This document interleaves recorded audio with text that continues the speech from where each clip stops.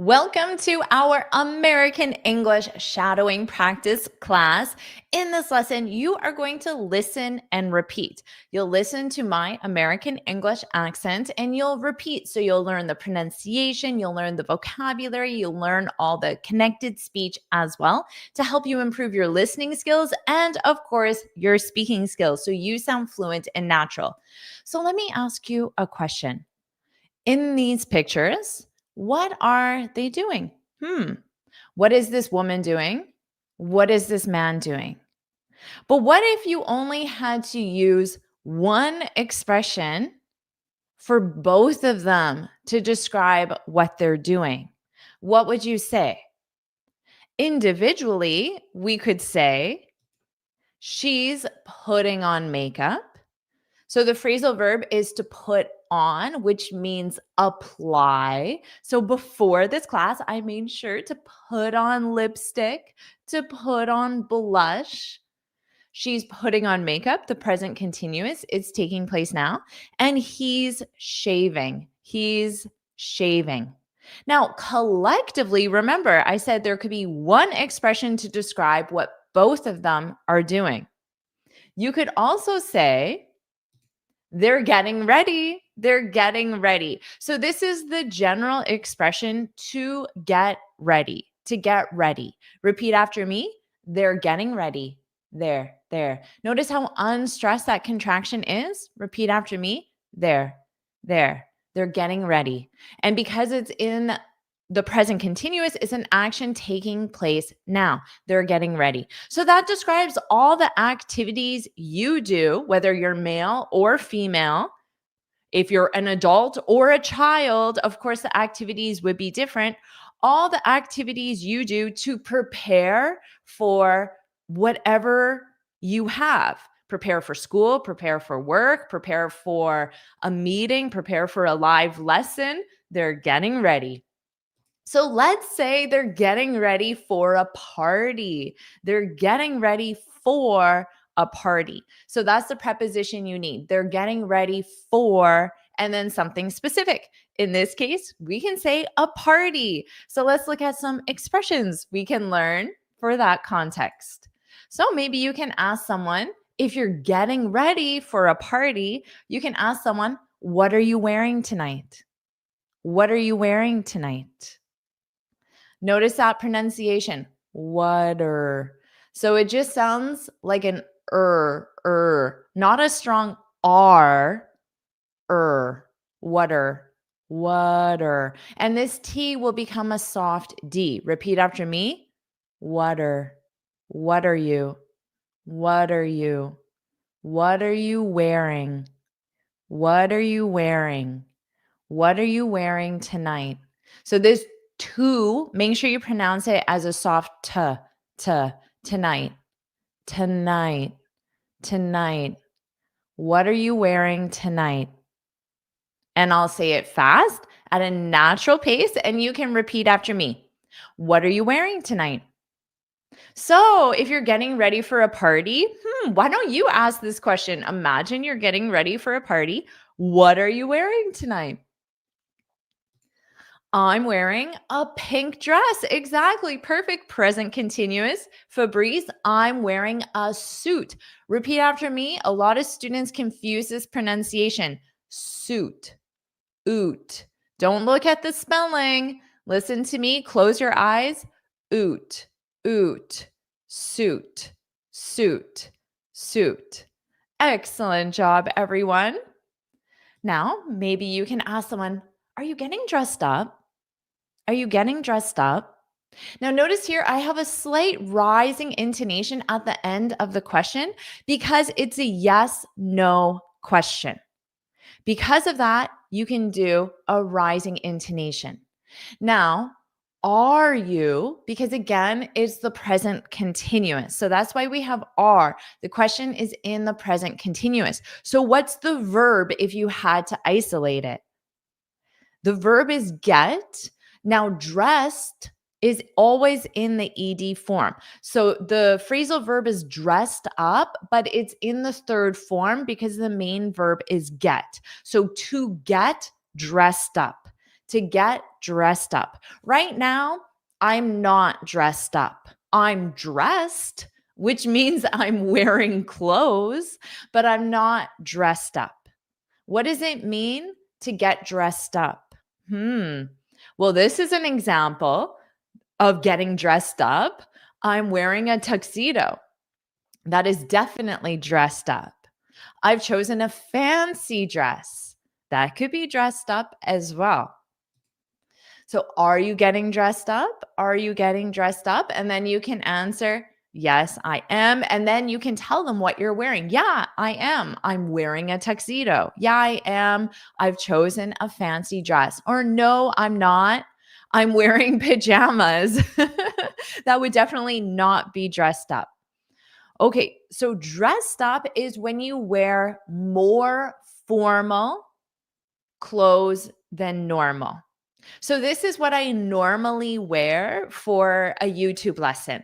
If I wore a very elaborate dress with sequins and an elaborate design, you might ask me, why are you dressed up? Jennifer, this is just a YouTube lesson. Why are you dressed up? Or if you go to work wearing a tuxedo, your coworkers would say, why are you so dressed up? Okay. So just remember, dressed up means you're wearing more formal clothes than normal. And the verb to dress simply means to put on clothes. Let's keep going. Now, are you getting dressed up? And the answer is yes. Yes, I am. Now, the next question could be, or instead of asking this question, the person could simply ask, how dressed up are you getting? Oh, what's the difference here? Can you understand the difference between this question, are you getting dressed up?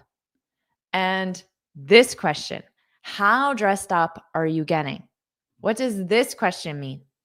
So, of course, we're starting with how. Our verb is dressed up. And then we have get here because it is still in the present continuous. So it is still to get dressed up, but this is your present continuous part. So how dressed up are you getting? So this question is asking about the degree because you have the dressed up that you get for your wedding. Let's say a wedding is the most formal occasion that most people have in their lives.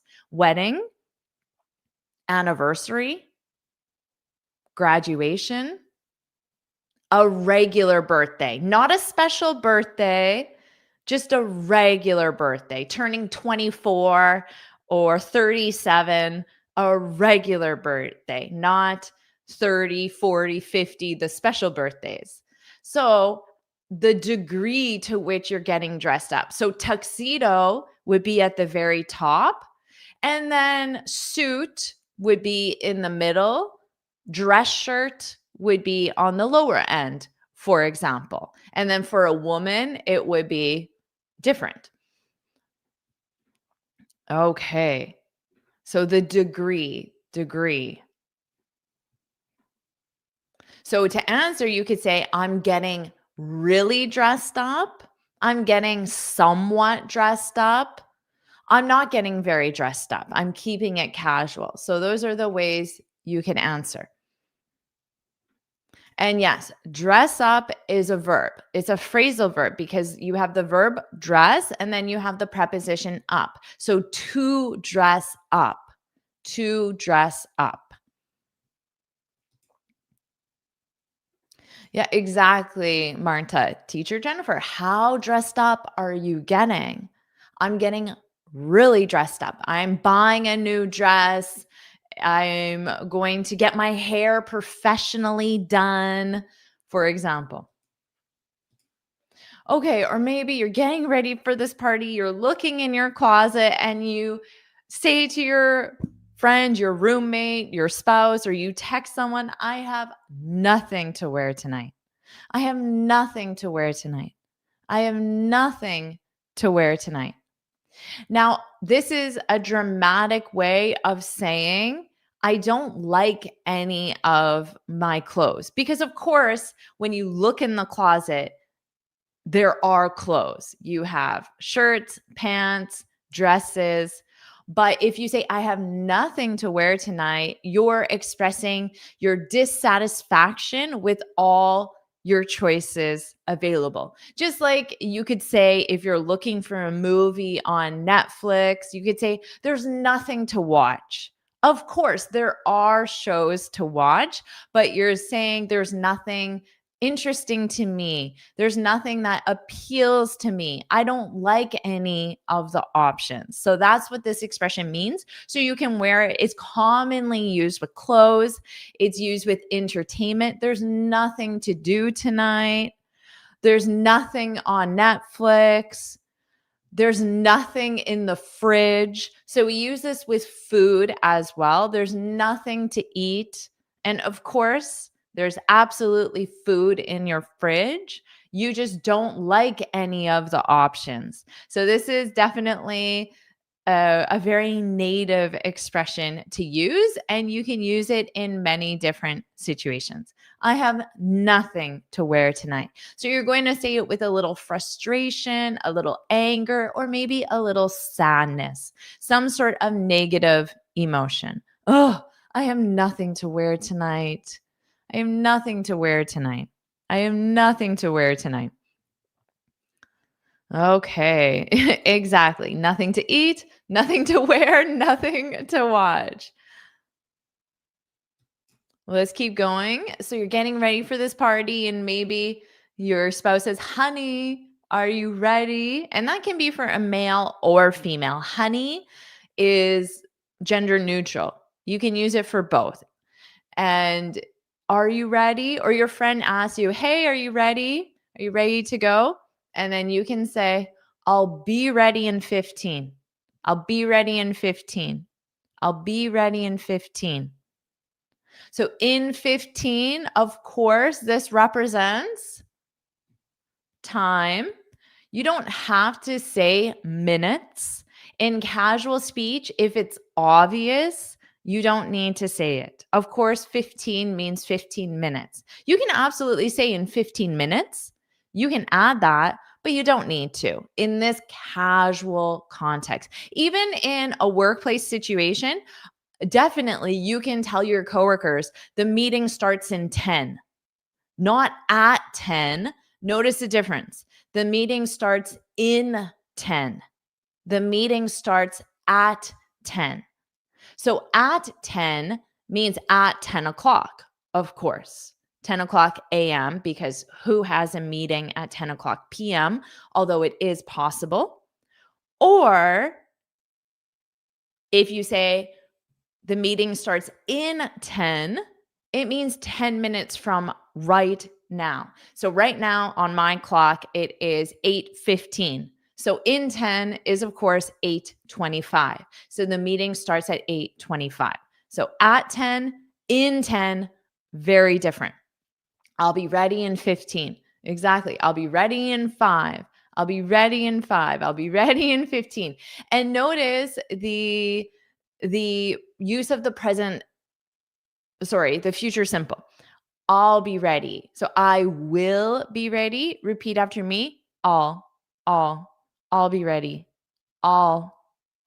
Notice how unstressed that sounds. All, I'll be ready. I'll be ready. I'll be ready. I'll be ready in 15. I'll be ready in 15. All right. Why not? I'll be ready in 11. Be very specific. Why not?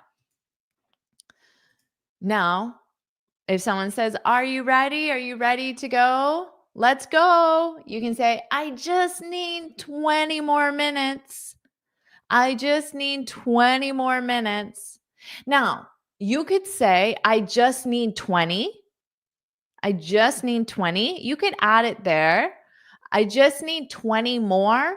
To me, that sounds incomplete. So if you're going to say more, say minutes as well. I just need 20 more minutes. I just need 20 more minutes. I just need 5, 10, 15, 20, 25, whatever the time reference is. I just need. So just here is stressing the small amount. So it's just 20 minutes, just 20 minutes. So it's is making it sound like it's not a very long time. I just need 20 more minutes, 3 more minutes, 5 more minutes. Exactly. I just need 5 more minutes. I just need. Notice how fast that sounds. Just need. Yeah, you could say extra. I just need 10 extra minutes. That's fine. You could say that as well. I just need 5 more minutes, please. Sure, you can add on, please. 5 seconds. Oh, that's not very long. You better be ready. Yeah, you could be general and just say, I need more time. I need more time. Are you ready to go? No, I need more time. I'm still doing my hair. I'm still putting on makeup. You can use do as well. Doing my makeup, doing my hair. I'm still getting dressed. So to get dressed is when you put on clothes. Okay. So I'm getting dressed. I mean, I'm wearing a very formal dress. It takes a while to get dressed, which means to put on clothes. Okay. Let's keep going, everyone. How about this? You can ask someone if you're talking about going to a party. Often you want to talk about what you're wearing. We already discussed that. How about transportation? Transportation. How are you getting there? How are you getting there? So again, we talked about how R sounds like how how are you? How are you? How are you getting there? And again, it's in the present continuous. So to get to a location. Now, there represents the party. So how are you getting to the hotel? Let's say it's a formal event taking place at a hotel. How are you getting to Sarah's house? So it could be your friend Sarah is having a party. How are you getting there? How are you getting there? It's funny because native speakers don't actually say, I'll go by car or by car. Native speakers wouldn't say that. We would say, I'm driving. I'm driving. I wouldn't say by car. Never. A native speaker doesn't actually use that. We would say, I'm driving. I'm driving. I'm driving. I'm taking an Uber. I'm taking a taxi. I'm taking the bus. We actually don't say by car, by taxi. Those are more like textbook expressions. So, how are you get there? I'm driving. I'm taking a bus. I'm taking an Uber. And if you're close enough, you can say, I'm walking. A native speaker would never say on foot. How are you getting there? On foot? No, I'm walking. I'm walking. Ah, it's only 5 minutes. I'm walking. Okay. Now, what time are you getting there? What time are you getting there? Because maybe the wedding starts at 2 or the party starts at 2, 8, whatever time. I guess weddings more in the afternoon in North America, parties more at night, of course. So whatever time it is. And then if it starts at 8, you probably might get there a few minutes early or a few minutes late. So what time are you getting there? What time are you getting there? What time are you getting there? And you can answer. The party starts at 7. So you can say at 7, at 8, at 9, at 10. Exactly. Exactly. I'm getting there at 10. I'm planning to get there for 10. You could say as well. Let's say it's a birthday party specifically. So now it's just not a regular party. It's not a wedding. It's a birthday party. So let's see some phrases you could ask. And before we do, I have this free speaking guide for you. So you can get this on my website. Just go to jforrestenglish.com and you'll see there's a spot to enter your name and email. And then this will be emailed you, or you can go to the link that you see on the screen, or there's a link in the description. And I share my best tips on and advice on how to speak English fluently and confidently. And this is absolutely free. So make sure you get it. And also, if you're enjoying this lesson, put yes, yes, yes, yes, yes, yes, put yes, yes, yes in the comments. And of course, like this lesson. This is the best way you can say, thank you, Jennifer, for this lesson, for spending this time with us. Just like this lesson. Put yes, yes, yes, because that is another way you can show your appreciation. And also subscribe so you're notified every time I go live and every time I post a new lesson as well. All right. Seems like everyone is enjoying the lesson. Woohoo. I am so glad, so happy to hear that. Thank you so much, everyone. All right. Woohoo. Let's keep going. And remember, we're at a birthday party now, a birthday party. So you might ask someone, have you bought a gift yet? Have you bought a gift yet? Have you bought? So, of course, the pronunciation is bought, bought. Have you bought? Have you bought? Have you boughta? Boughta. So notice that connected speech. Boughta, boughta. Sounds like a d, d, da, da. Boughta, boughta. Have you boughta? Have you bought a gift? Bought a gift. You can use gift or present. Gift is the more common everyday, but you can absolutely say present, and natives commonly use present as well. So either one is fine. Have you bought a gift yet? Thank you so much, Ariel, for your generosity. I appreciate that so much. It definitely helps support the channel. Have you bought a gift yet? Have you bought a gift yet? Or you might ask, are you bringing a gift? So you could say, are you buying a gift? You could use the verb buy, or let's say it's Sarah's party or Coma's party. You can say, are you bringing Sarah a gift? Are you buying Sarah a gift? So you could say that, or you could just say, are you bringing a gift? And that implies that, of course, at first you have to buy it, and then you bring it, and then you give it to the person. So all of that is implied. Are you bringing a gift? Are you bringing a gift?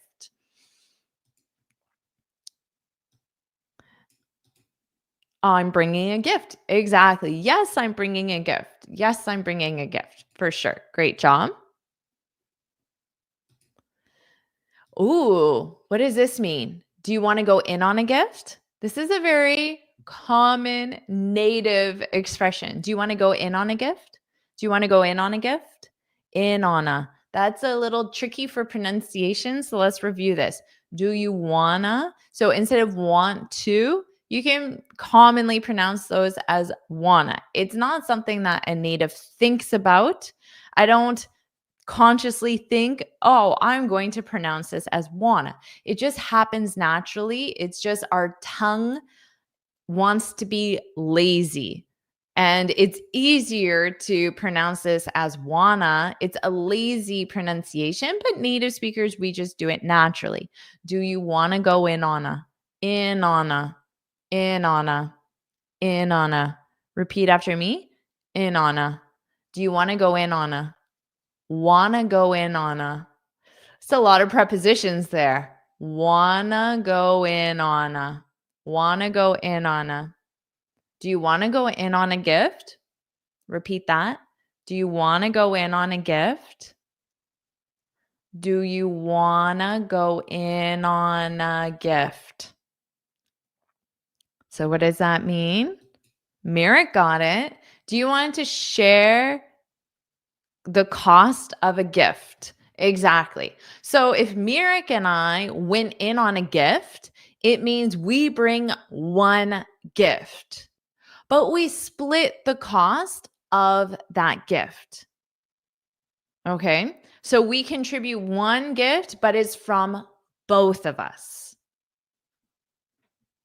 which is a very common thing. Yeah, Helena, you want to buy a present together. Exactly. So you buy one gift and then Helena buys it.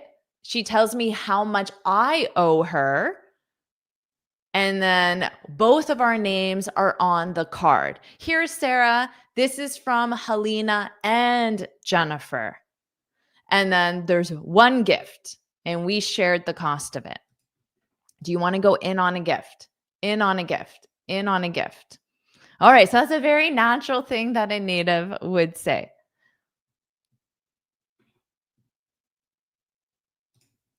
Or you can say, oh, I have no idea what to get him. I have no idea what to get him. So you can use this for any specific person. I have no idea what to get. Now, in this case, get means buy because you buy a gift. So get means buy. I have no idea what to buy him. I have no idea what to buy him for his birthday. I have no idea what to buy him as a wedding gift. So you can change it and be more specific to the context. I have no idea what to get him. I have no idea what to buy him. So you can use this. I always use this with gifts. Even for Kevin, my husband, I have no idea what to get him. He has everything and he can just buy whatever he needs. So I have no idea what to get him. I have no idea what to get Sarah. Yeah, to get Sarah, and you could add on for her birthday, to get Sarah as a wedding gift or for her wedding. You could be specific as well. Oh, I have no idea what to get her, to get him, to get them. If it's Sarah and John's wedding, well, then you get one gift for them, Sarah and John, one gift for the couple, right? So maybe it's an anniversary, a 50th, well, that's a long time, 20th anniversary. So you're buying a gift, one gift for two people, the couple. So it could be them as well. Yeah, you could say, I have no clue what to get him. So instead of I have no idea what to get him, I have no clue what to get him. I have no idea what to get Sarah. Exactly. Exactly.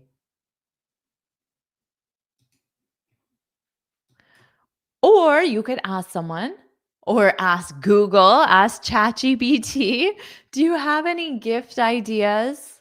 So here, do you have any ideas? And then you're just being specific. Well, what type of ideas? Any party ideas? Any hair ideas? Any dress ideas? No, any gift ideas. Do you have any gift ideas? Do you have any gift ideas? You could also ask just simply, what should I get Sarah? What should I get Sarah? What should I get John? What should I get them, Sarah and John? So you could do that as well. Socks. That's a good one. Socks. Everybody needs socks all the time. I like that. Just get them socks. There. So why don't you share a gift idea? Ooh, do you have any gift ideas?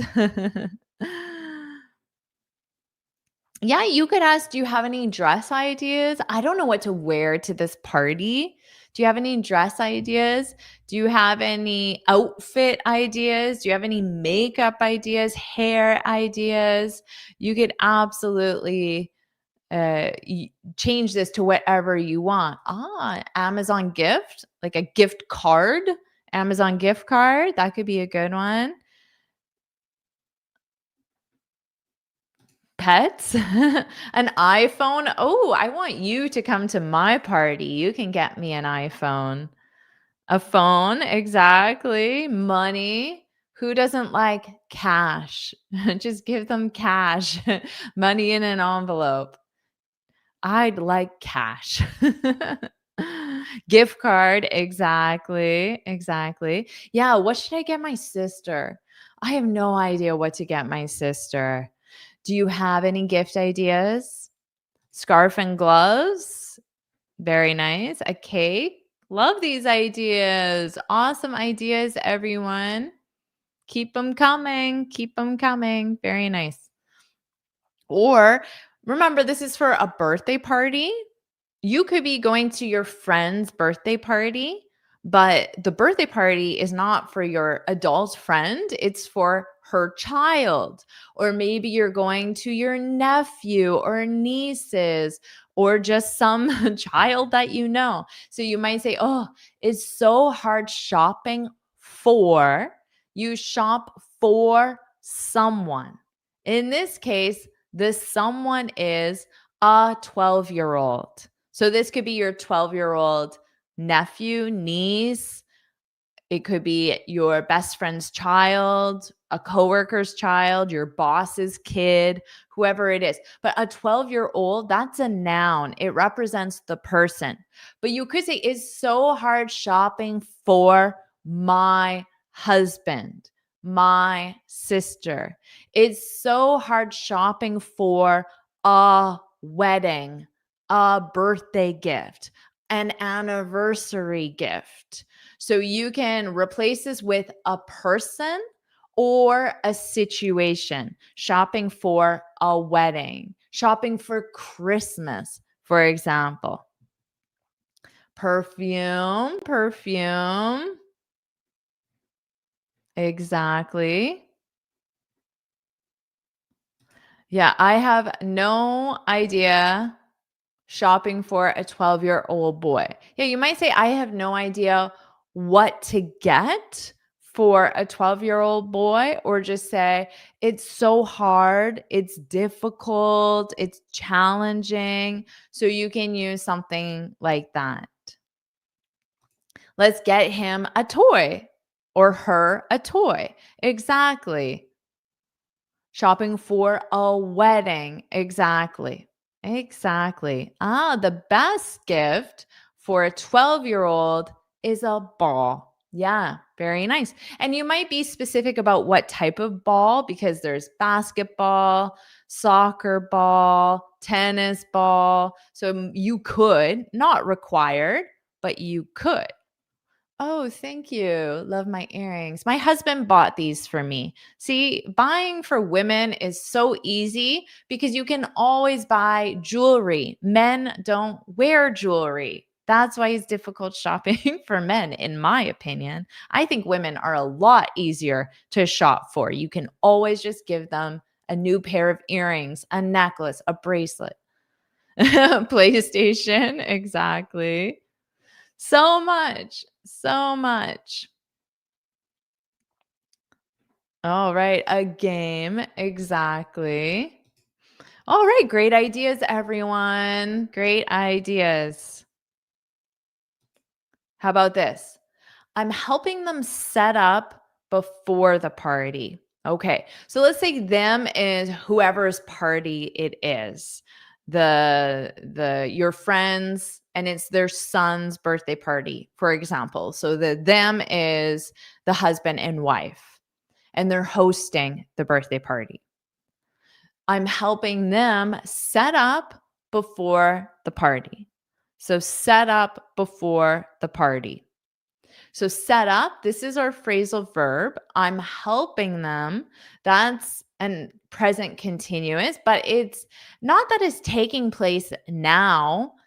I'm helping them right now. It's a planned future action. So I'm helping them set up for the party tomorrow or next week, whenever the party is. The party could be next month. I'm helping them set up. So set up means that you're decorating, you're putting out the food, the table for the gifts, you're setting up the toys, so you're making sure all the toys are available and ready to use. Yeah, so you can think of it easily as prepare. So prepare whatever needs to be prepared. Food, decoration, toys, music, Anything like that. Prepare, organize is a good one as well. So prepare, organize, those are great replacements.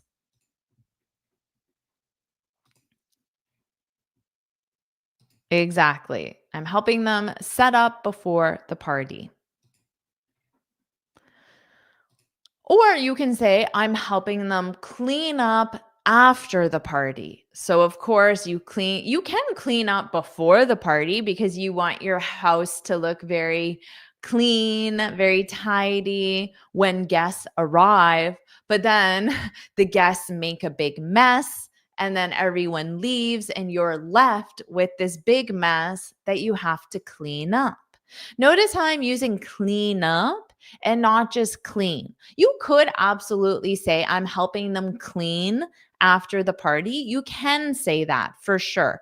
Clean up is used to mean clean a specific mess or a specific area. Clean just means in general. I need to clean my house. So it's not specific, it's just every part of my house. Or I need to clean up after the kids. So it's the mess the kids made. Or you can say, can you help me clean up? Let's say you just ate dinner. Can you help me clean up? So you would clean the specific mess you made while making dinner. So you wash the dishes, you wipe the counters, things like that. I'm helping them clean up after the party. So again, it's in the present continuous. It's not that it's taking place now, it's a planned future action. And natives prefer to use the present continuous for a future action if it is planned. You could say, I'm willing to help them clean up. This is interesting. So the change of words can absolutely change the meaning. If you say, I'm willing to help them clean up, it doesn't actually mean you are helping them clean up. It just means that if they ask, you may say yes. But it doesn't mean they have asked or that you have said yes. So, really interesting word choice there.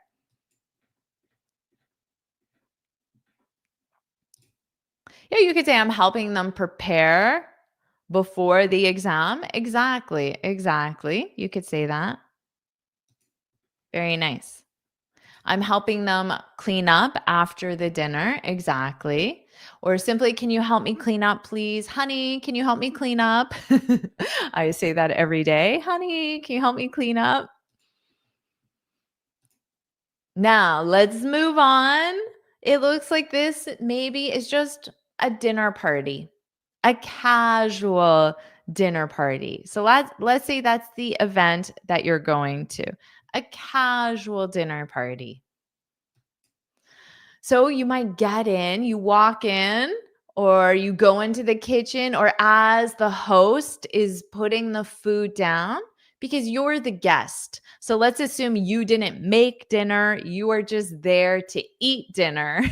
You can say, everything smells delicious. So simply using the adjective delicious makes it sound more advanced than saying everything smells good. And native speakers absolutely use everything smells good, everything smells great, but delicious is an excellent adjective to use with food. Everything smells delicious. Delicious. You could say everything looks delicious as well.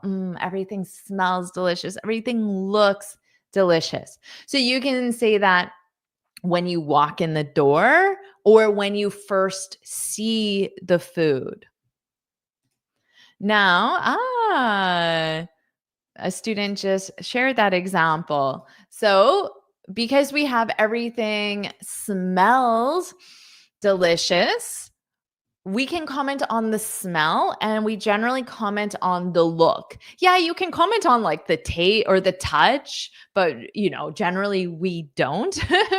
And you could comment on the sound of food crackling or cooking, but I mean, that's not the most common thing to do. So generally it's smell and look, and of course taste, so you can say everything looks mouth-watering. So mouth-watering, it means that it actually produces water in your mouth, which the technical term for that is drool. But that's not a very polite word. The word drool is more used in like a negative way or a joking way. So mouth watering is the correct choice to use it in a positive, complimentary way. Everything looks mouth watering. Now you can replace this. You could say everything smells mouth watering, everything looks delicious. You can replace them. Now notice everything is conjugated as singular. So you're looking at all items, but you're conjugating it as singular and you're using the word everything. Now, you could be specific. Let's say one of the items is a curry. So you can say the curry, because it's the specific one you're eating, the curry. Now, of course, you can say, oh, the curry is so good. It's so good. Native speakers definitely use good, but there are so many other word choices. You can say the curry is so flavorful. Flavorful is an excellent adjective to describe food. The curry is so flavorful. So that's a great one to use as well. And the curry is conjugated as singular, of course. You could say the chicken is so tender and moist. These two are separate adjectives. They mean different things, but they're commonly used together. They're commonly used to describe meat. So meat being chicken, pork, cow, like all the different types, not just meat in the sense of beef. So everything. So the chicken is so tender and moist. So tender means that it's soft. So when you put your knife and fork into it, it's soft. But then moist means that there's moisture, so liquid in it. So you can see the juices, which is a sign that it was cooked properly, because a negative adjective is the chicken is tough and dry. Ooh, that would be the opposite of these, and those are negative. The chicken is tough and dry. This is why you send it back in a restaurant and say, you need to bring me a new plate. The chicken is tough and dry. Or I'm not eating this. The chicken is tough and dry. Of course, you wouldn't say that to someone at a party. You would probably just eat it anyway and say, wow, the chicken was delicious, even if it wasn't, to be polite. I mean, I would. But if I'm paying for it at a restaurant, I would probably be more critical of it. So the chicken is so tender and moist. That's a positive, of course. Okay. How about this? The mashed potatoes are so creamy. So of course you can think of something like whipped cream or butter. That's the image or what you can have in your mind for creamy. You can just use creamy to describe sauces, of course. You could say the fettuccine alfredo is so creamy. The soup, if it's a cream-based soup, a milk-based soup, you could say the soup is so creamy. So there are certain times you would use these adjectives, and it just depends on what you're eating. So in North America, mashed potatoes are very common. Anything that's in a puree or a mash, you could use creamy with. The mashed Notice this pronunciation. The ED is pronounced as a soft T, the mashed potatoes. But then because I'm connecting it on to the next word, you really don't hear it. So you might just hear mash without any T, any ED, which is very common. The mashed potatoes. Mashed potatoes. The mashed potatoes are so creamy, so creamy. Yeah, maybe like soup. Just maybe think of it like whipped cream, because soup can be very liquidy and you don't want mashed potatoes, you don't want them to be too liquidy like a soup. So I don't know if soup is if you're thinking about thick cream soup, then yes, you are. You can think of it like that. Okay. How about this? The fries are so crispy. So you wouldn't describe mashed potatoes as crispy in a positive way, but fried potatoes or anything that is fried, crispy is a great adjective you can use. The fried chicken is so crispy. So only very specific things you would want to describe as crispy. Some things, if you describe it as crispy, it would sound like a negative. So you have to be careful when you use these adjectives, but I think just common sense will help you with that. The fries are so crispy, crispy. So you can hold one up and it doesn't flop over. If it flops over, you would probably say soggy. The fries are soggy, which would be a negative. So crispy, you want a fry that sticks up, and when you bite it, it will make a like a crunch sound.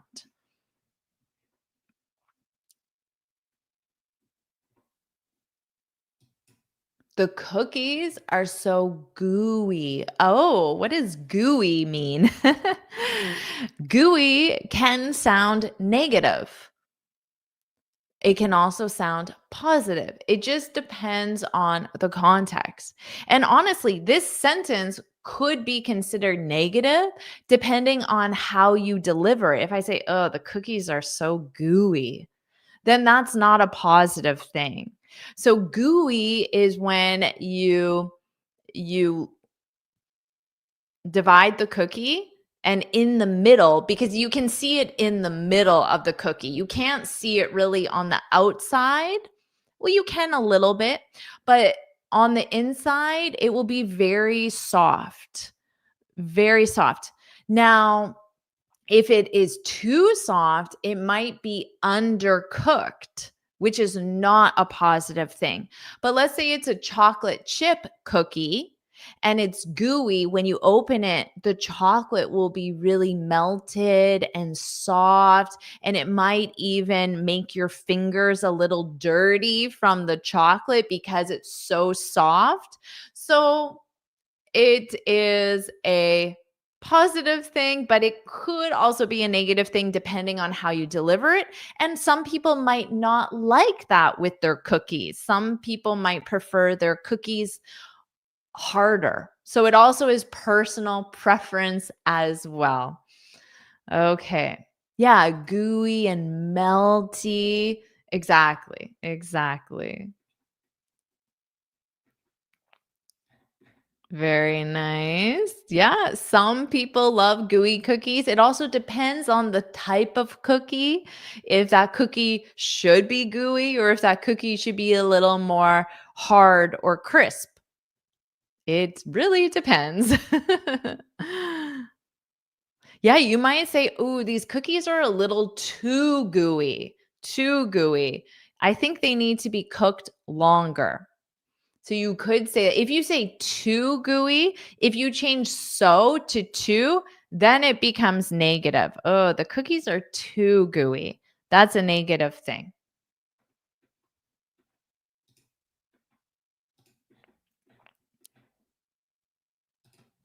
The chocolate mousse is so rich. Now, again, rich can be positive or negative. If you say too rich, then it probably sounds negative. Oh, yeah, the pronunciation of gooey is probably a little off. So we have goo, ooh, and then just e. Goo, e. Goo, e. Ooh, e. Ooey, ooey, ooey. But then put a j. Gooey, gooey, gooey, gooey. Okay. Okay. I'm getting hungry. Yeah, exactly. Okay, the chocolate mousse is so rich. But remember, I said if you said too rich, to me, that probably sounds like a negative thing, but so rich. It means the flavor is intense. So the chocolate is extremely chocolatey. So it's very intense flavor.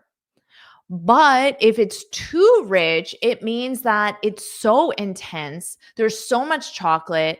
I feel sick because too much chocolate cannot be a good thing, right? So again, positive or negative, it depends on the context. And if you change it to too, it sounds negative. And absolutely, Jolanta, this is a perfect example of gooey, the cheese. So when you take two pieces of pizza, and you separate them, and then there's that cheese, that line of cheese that's still from one to the other, that could be gooey for sure. For sure. Oh, right. Excellent example. I love that. Yeah. So if it's too rich, you might be saying it's too sweet. Some people, like myself, I don't like desserts that are too rich. So this might be a negative for me to say the chocolate mousse is so rich. It just really depends. It depends. But flavorful is always positive. Delicious is always positive. Rich may be positive. It depends on personal preference and the context. Okay, how about the cupcakes are so light and fluffy? Positive adjectives. Positive adjectives. A mousse, I don't eat a lot of desserts and I don't bake. So here is my explanation of what a mousse is. It's like a pudding, but it's whipped more, so it's, like a lighter version of a pudding, but I think you should just Google chocolate mousse and see a picture of it because, like I said, I don't bake and I also don't eat a lot of dessert. But that's my interpretation of what a mousse is. The cupcakes are so light and fluffy. So fluffy, well, you know what fluffy is. Just picture cotton balls. That is what the cupcake looks like, which is positive. So the opposite would you could say so heavy and dense, dense. So when you bite into it, it's like very dense. You want it to be light and fluffy. Yeah, I love light and fluffy cupcakes. Exactly. All right, everyone, let's say goodbye with that one. We don't have time for the next one, so we will say goodbye now. But I had so much fun learning all of these expressions, the food adjectives. Now I'm hungry as well. So now make sure you get this free speaking guide if you haven't already. Now that the lesson's done, just take 30 seconds. That's all it will take.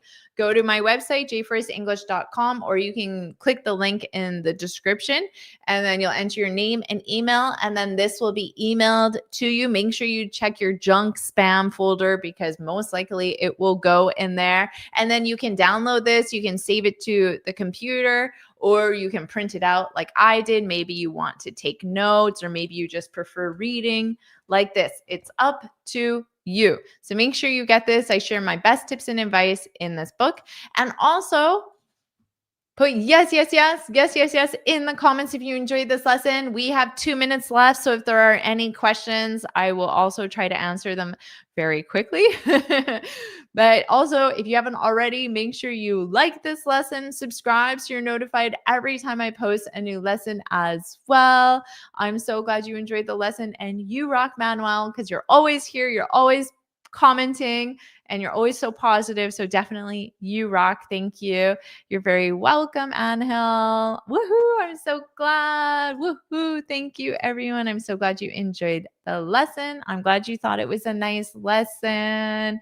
If there's a specific topic you want, you can leave your suggestions as well.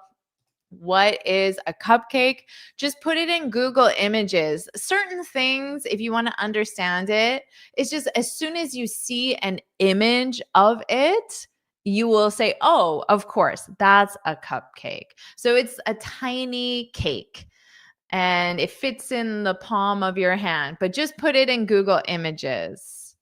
Oh, yes. My husband has the best taste for jewelry. Absolutely everything he has bought me is amazing. I will tell him you said that. Okay. Love you so much. Thank you, everyone. I'm so glad you enjoyed the lesson. Please share your ideas. It's not easy thinking of new lessons for you. So if there are any lessons, any specific topics that you want, then put it in the comments. Oh, you're fond of gooey cookies. I love that you use I am fond of. Very nicely done. If you want to sound just a little bit more natural, you can say I'm fond of, I'm fond of, I'm fond of, I'm fond of gooey cookies. Now, if in the negative, you could say I'm not fond of gooey cookies. What is like I'm fond of, you like, I'm not fond of, you don't like. You're very welcome. All right, everyone. Ooh, a live stream of the news. Ooh, I've never done that. So the news lessons take a lot of time to prepare. And this is what you might not notice. Every lesson I post on YouTube, it takes a tremendous amount of time. And when I'm live, I have to think spontaneously. But when I'm preparing a lesson, I have time to make sure everything I explain, I create the perfect examples. So I will think about it, but I have to make sure that the quality of the lesson will be high enough. And that might be difficult to do live, but I will consider that request. Thank you. All right. Oh, I'm obsessed with gooey cookies. Whoa, that's like 10 times more than I like gooey cookies. I love that. Awesome. All right, everyone. Sending my greetings back to Brazil as well. All right, everyone. I will see all of you in my next lesson. Bye.